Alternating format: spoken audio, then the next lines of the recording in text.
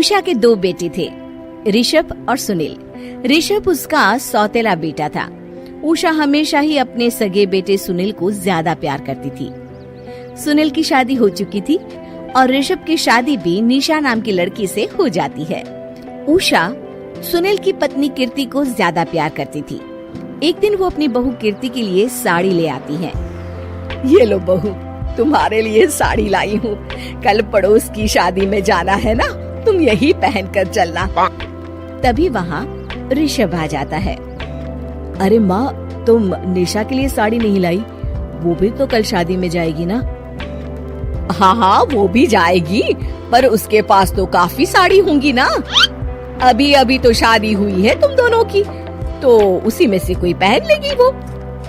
ऋषभ ये सुनकर उदास हो जाता है। तब निशा कहती है, आप उदास क्यों होते हो जी? सही तो कह रही हैं मम्मी जी। मेरे पास तो बहुत साड़ियाँ हैं और सारी की सारी नई हैं। मैं उन्हीं में से कोई पहन लूंगी। वो बात नहीं है निशा।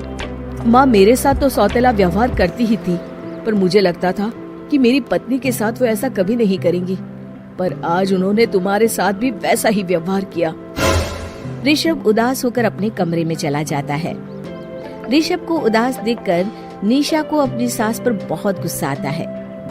एक दिन उषा सुनील को कुछ पैसे दे रही होती है। ले बेटा सुनील, ये कुछ पैसे रख ले और बहू को कहीं घुमा लिया। जी मम्मी जी। सुनील वहाँ से चला जाता है। मम्मी जी, आपने इन्हें तो कभी पैसे नहीं दिए। ऐसा सौतेला व्यवहार आप क्यों करती हैं? बहू, ये किस तरह से बात कर रही हो तुम अपनी सास से? कोई ऐसे सवाल करता है कि अपनी सासू से? सास, अरे जिस दिन से मैं इस घर में आई हूँ ना, आपने तो मुझे अपनी बहू माना ही नहीं। हमेशा कीर्ति भाभी के लिए ही सब कुछ लाती हैं। मुझे तो आज तक आपने कुछ दिया ही नहीं। क्या मैं जानती नहीं कि आप ऐसा क्यों करती हैं? देख निशा, तू अपना काम कर समझी। मेरे से बहस करने की कोई जरूरत नहीं है। तभी वहाँ ऋषभ आ जाता है। निशा, माँ से ऐसे बात नहीं करते। तुम जाओ अपने कमरे में। हाँ हाँ, जा रही हूँ। मुझे भी इनसे बात करने का कोई शौक नहीं है। निशा अपने कमरे में चली जाती है और ऋषभ भी वहाँ आ जाता है। निशा, तुमने माँ से क्यों झगड़ा किया? क्योंकि आप तो कुछ कहते ही नहीं, बस चुपचाप सहते रहते हैं। किसी को तो आवाज उठानी होगी ना। कोई बात नहीं निशा, तुम गुस्सा मत करो, शांत हो जाओ। निशा रसोई में खाना बना रही होती है। तभी वहाँ कीर्ति आ जाती है। निशा, तुम मार्केट से ये सामान ले आओ। मैं क्यों जाऊँ? आप भी तो जा सकती हो ना। दिख नहीं रहा कि मैं खाना बना रही हूँ? हाँ तो क्या हुआ, खाना बनाने के बाद चली जाना। हाँ हाँ, खाना भी मैं ही पकाऊं, बाजार जाकर सामान भी मैं ही ले आऊं। खुद तो कुछ करोगी नहीं, है ना? ओहो, जुबान तो देखो कैसे चल रही है। सुनो, तुम अभी आई हो इस घर में, तमीज में रहो, वरना सासू माँ से कहकर मायके भिजवा दूंगी तुम्हें। हाँ। ओह, हाथ लगा कर दिखाओ मुझे, देख लूंगी। बहुत मनमानी हो गई तुम दोनों की, समझी? निशा लिस्ट कीर्ति के ऊपर फेंक देती है। कीर्ति निशा को मारने आती है तो निशा उसका हाथ मोड़ देती है। मर गई रे, छोड़ मेरा हाथ। आज के बाद मुझसे कोई बदतमीजी की तो अच्छा नहीं होगा। कीर्ति रोते हुए अपने कमरे में चली जाती है। उस निशा चुड़ैल ने मेरा हाथ मोड़ दिया। मुझे नहीं रहना इस घर में। अरे कैसी बेकार की बातें कर रही हो?